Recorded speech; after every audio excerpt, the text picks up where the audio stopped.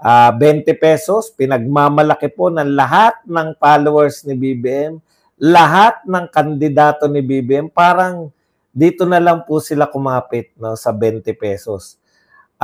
Napakalaking insulto po ito sa lahat ng mga botanteng Pilipino kasi ang akala ng mga kandidato ni BBM, mananalo na sila dahil sa 20 pesos na pangako. No? Okay. Opo, pangako po ito. Hindi po ito katuparan. Bakit po pangako? Pangako eh. Simple lang naman po patunayan yan, di ba? Hindi pa po yan nasasakatuparan pero nag-aani na po sila ng tagumpay.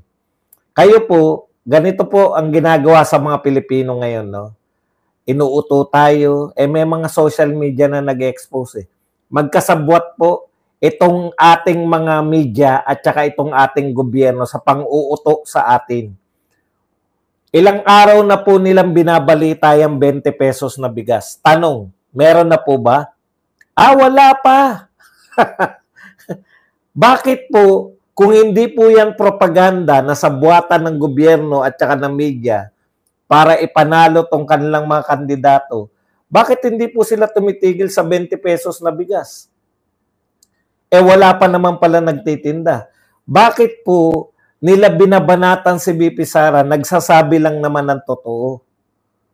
For 3 years, ano ba sinabi ni BP Sara? 3 taon, nangako ka, 2022, 2025, nangangako ka pa rin. Pangako pa lang po yan. Ngayon po, ito po, hamon ko po sa inyo, wag lang po sa Visayas. No, wag lang po sa Visayas. Tanungin nyo po ang sarili nyo kasi ito po, direkta na to na panghahamak sa ating utak. No?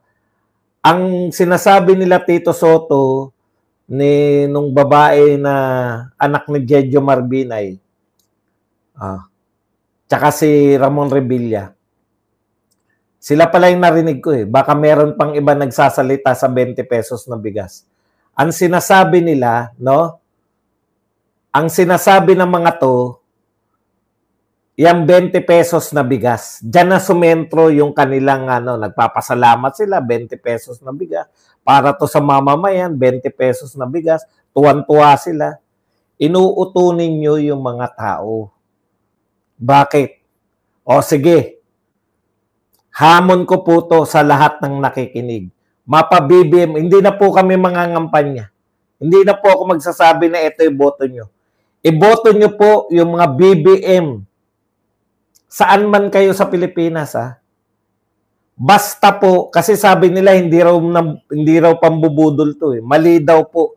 Naninira daw po, crab mentality daw po yung ginagawa ni BP Sara na hinihila pababa. Ito lang po ang ating kasi insultong-insulto na ako eh. Ilang araw na po nilang pinagmamalaki. Pag kayo po, ang sabi po ni BP Sara, binudol tayo dyan sa 20 pesos, papabudol ba uli kayo? Kung may 20 pesos man na ibebenta, baka naman hindi makain ng tao. Yun po, napakasimple lang. Ngayon, pinalalabas nilang sinungaling, pinalalabas po nila sa BP Sara na panay-paninira lang. Wala pa nga kayong binibenta eh. Kaya tama pa po si BP Sara. Ngayon, ang hamon ko, papayag ba kayo? Ang hamon ko po, pag hindi nakabili ng 20 pesos sa palengke po pag hindi nakabili ng 20 pesos na pwedeng kainin ng mga tao, payag ba kayo, BBM, na hindi kayo iboboto? Ganun na lang kasi yung mga fake news, may mga sinasabi pang fake news daw, yung kumukontra daw po, bukang bibig po nila yung fake news eh. Ang kumukontra daw po, sa 20 pesos ay fake news. Ang dami po nilang sinasabi, magbabasa po tayo. Marami po silang sinasabi tungkol po sa mga kumukontra sa 20 pesos.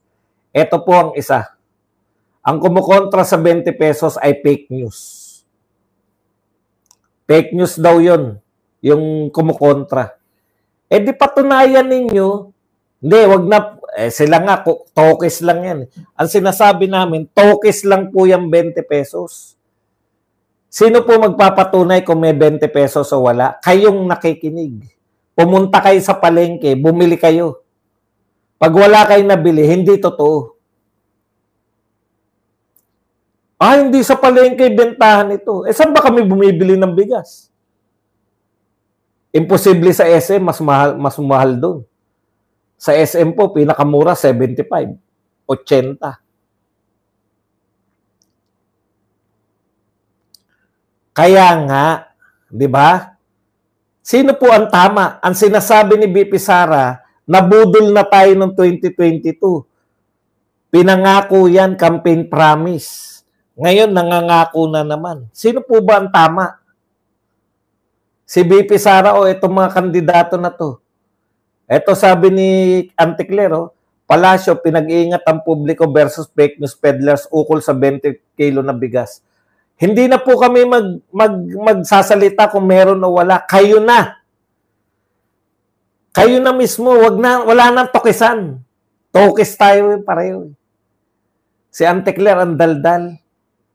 Kayo na po. Hindi po. Ang sinasabi kasi ni BP Sara, kung may 20 pesos man, hindi makakain yan. O kung meron po kayo nabili, di boto nyo. Pag wala kayo nabili, iboto nyo pa rin kung gusto nyo para tuwing eleksyon niloloko kayo. Ang choice nyo po ganito. Pag may nabili kayo na 20 pesos na makakain ninyo, iboto nyo. Pag wala kayong nabili, iboto nyo pa rin para lagi po kayong pinaiikot. Ganun lang gusto nyo, di ba? Wala tayong kadala-dala eh.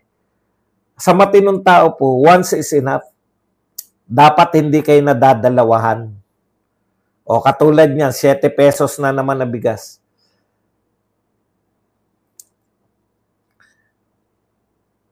₱7 daw yung bigas.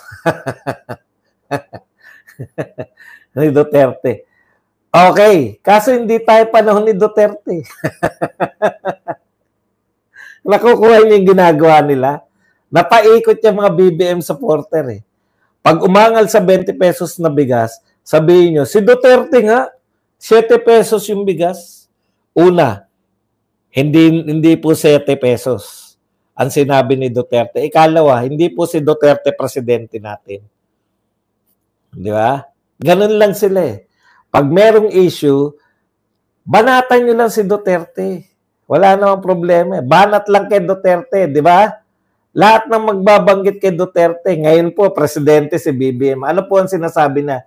Inutil kasi yung presidente namin, eh. Walang kakayang gumawa. Kaya isisisi na lang namin kay Duterte. Yun po yung ibig sabihin nun. Yung pagbanggit nyo ng pagbanggit ng Duterte. Kasi kami naging presidente po si Duterte. Hindi po kami nagbabanggit na, nung panahon ni Pinoy, wala po nun. Nakalimutan na nga si Pinoy kagad eh.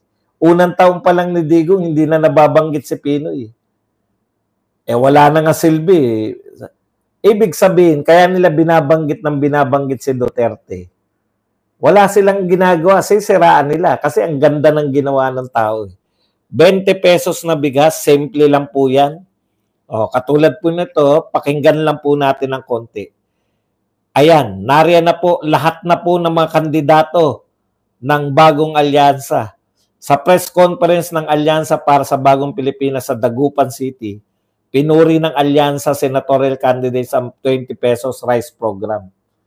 Nakakatawa po, di ba? Pangasinan. Saan sinabi magbebenta ng 20 pesos? Sa Pangasinan ba? Sa Visayas. Pinupuri nila, kaya kayo niloloko tayo eh. Kayong mga taga-Pangasinan, ako po, Pangasinan kami. Mga Ilocano kami sa Pangasinan eh. Niloloko kayo dyan, mga kababayan. Mga kababayan naming taga-Pangasinan. Ibebenta po nila yung bigas.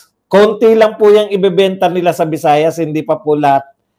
Pero pinagmamalaki sa inyo. Ano po sinasabi? Magbebenta kami ng 20 pesos na bigas. Pero hindi sa inyo.